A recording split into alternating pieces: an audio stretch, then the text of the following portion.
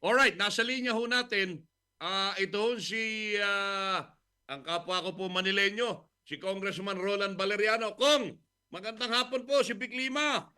Maganda nga po, Kuya Vic. Ay, nako, Long time ikaw no ang hear po. kuya ko. Ikaw taga 2nd District. Ako, taga 3rd Opo, District ako eh. opo, alam ko po. Oh. Kumusta po? Oy, teka muna. Totoo ba Yes, yun? sir.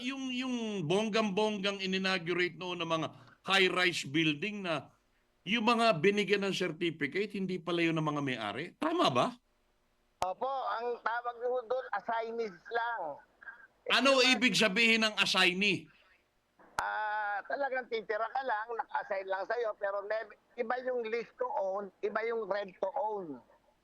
Well, how long can I occupy that unit kung ako'y assignee? Hanggang nakakabayad ka, Sir Vic, hindi mag-occupy ka. Parang Teka ganun po. muna, so wala yung rent to own? Wala po, kaya nga po assignees ang nakalagay, hindi rent to own. Yun nga po yung sinasabi namin, bakit hindi lease to own o rent to own ang nakalagay doon, assignees. Yun po Pero yung, ang parang PR nung araw eh rent to own, tama ba? tama po. Saka yan nga po, sabi ko nga sa inyo, di ba ginawa po yan ng pandemic, bunga lang ho yan talaga nung pagtakbo niya bilang Pangulo ng Pilipinas, siniyokis niya lang talaga yung Maynila. Yun po yung reality noon.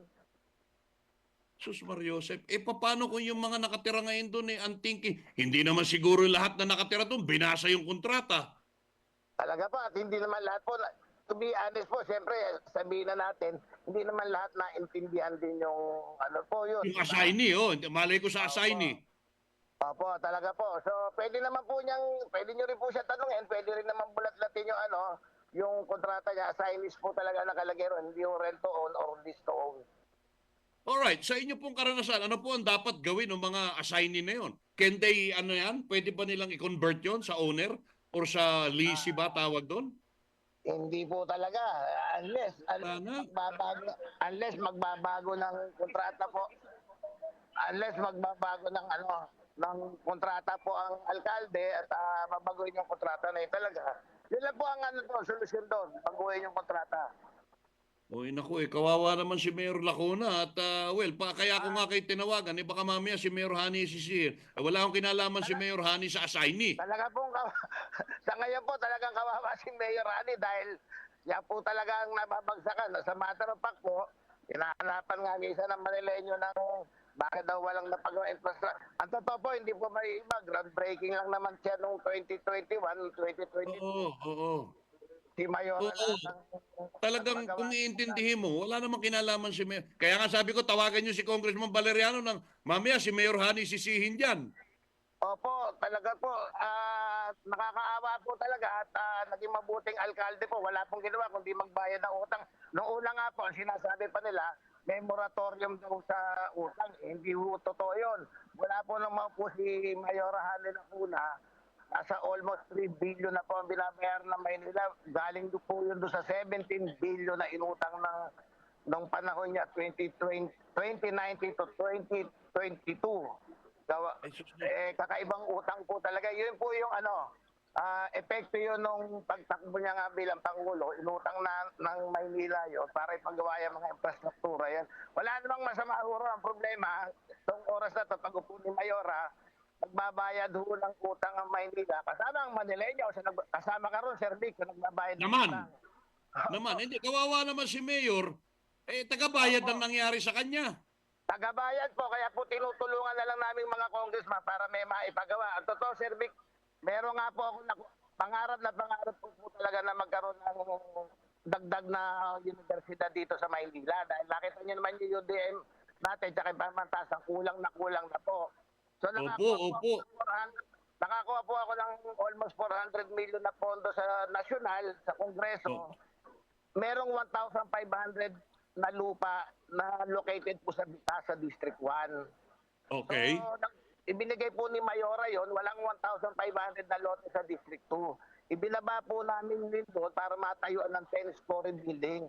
Sinasabi pa po ngayon, ang ginagamit niya pa sa politika, bakit daw yung pondo ko na taga District 2 ako, bakit ko raw nilagay sa District 1?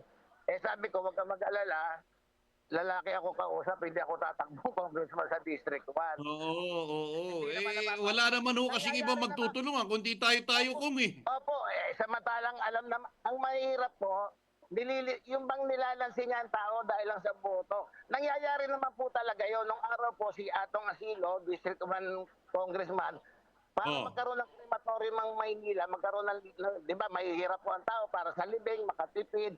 Alangan namang itayo niya yung pondo niya, alangan namang ilagay niya sa sports complex ng District 1 yung Correct, crematorium. correct. So nilagay niya po sa North Cemetery na located sa District 3. So ang nakinabang po noon, hindi lang District 1 lang, buong Maynila, pero pondo po ni Atong Asilo from District 1 yun. Oo, oo. Pwede naman yun. Diyos ko, pare-pareho tayong taga Maynila Opo. Yung ba Siya rin naman po kaawa naman si Mayora Opo, ako siya rin talagang taga Maynila. Nakita ko kung paano magtrabaho yung ali. Tama po, siya rin naman po nung araw, nung siya alkalde, bumagyo sa Bicol, nagbigay siya ng 5 milyon para sa tulong. Yeah. Hindi rin naman taga Maynila yun. Kaya lang yung kanya may kulay talaga yun dahil tatakbo siyang Pangulo. Ngayon, nilagay ko sa District 1, kine-question niya, ginagamit niya na bakit ko raw nilagay sa District 1, Congressman. Alam mo, Sir Vic, sa totoo lang, ako ang kauna-unahang congressman sa Maynila na nagpapatayo ng universidad. Kahit siya hindi siya nakapagpatayo Ang natatawa ko, graduate naman siya ng Harvard, alam ko At alam naman niya na pwede yun, pero ginagamit niya, nililito niya pa rin yung taong bayan na dapat dito sa district just to gain vote. Parang, sabi, in-advise na rin po namin si Mayora, na Mayora, total very professional ka naman. Wag mong dahil medyo maslingin, hindi maganda yung style ng politika ni Yorme na naninira kahit hindi totoo. Kaya nga po sabi ko, sina-challenge ko siya, dapat mag-lie detector test siya. Hindi, basta ako'y makikiusap na lang sa inyo. Basta Maynila pinag-usapan, tulong-tulong na lang ho tayo kung. Yun nga po, di ba? Kaysa magkaganyan di ba? So, nakikita ko po yan, si Mayora talaga, mula naman po, almost 3 billion. Ang question lang po naman talaga, dinadivert niya lang. Totoo ba na may utang na 17 billion ng Maynila at naibenta pa yung Divisoria Mall dahil lang sa ambisyon mo tumakbo ng presidente, ang masakit po rito, nagbabayad si Mayora ng utang kasama ang Manileño, kasama ka Sir Vic, sa I know. ng utang ngayon dahil sa ambisyon na yan. Sinasabi nga po niya noong una, hindi na ako tatakbo, dito na ako sa Gedli. Tapos ayan na naman, kabilan na naman tayo, di po ba? Yun po yung Oo. Nakakalungkot naman kaganda-ganda ng Maynila Sa galing-galing medyo tumitindig-tindig na Maynila sana basta nandiyan kayo Congressman Rolly Huwag kayong aalis diyan. Sabi po nila Congressman Joel Tuwa, nagtutulong-tulong po kami para maiayos. Si Congressman Joel. Opo. Maraming salamat Kong Rolly. Magkita tayo soon. Salamat po. Salamat din po sa tawag at sa paliwanag. Okay, salamat po si Congressman Rolando Valeriano. Talaga? Assignee. Hanggang may pambayad ka, doon ka nakatira. So, kung hanggang may pambayad ka, doon ka nakatira, so chances are, malampasan mo yung presyo ng unit, pero bayad ka pa rin ng bayad. Ang alam ko, ang duration yan, 50 years Tama ba?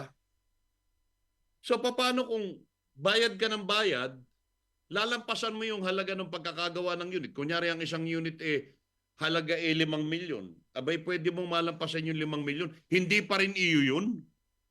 Oo nga, Bomalabs, Brad. Titignan natin sa mga darating na panahon kung ano ho ang pinakamagandang alam nyo, sino ba naman ang magmamahal sa Maynila kundi yung mga taga Maynila. Hindi natin alam yung mga utang na yan. Kung totoo man yan, bayad tayo ng bayad ng utang. Tama ho si Congressman Valeriano. Kasama ho mga Manileño sa mga nagbabayad yan. Ay nako, anyway. Kaya sabi ko kay Mayor Lacuna, huwag kayong aalis dyan. Hindi ba? Samahan ho natin again. Lagi ko po sinasabi, panalangin po katapat niyan para gumanda po ang takbo. Anyway, it's a weekend today.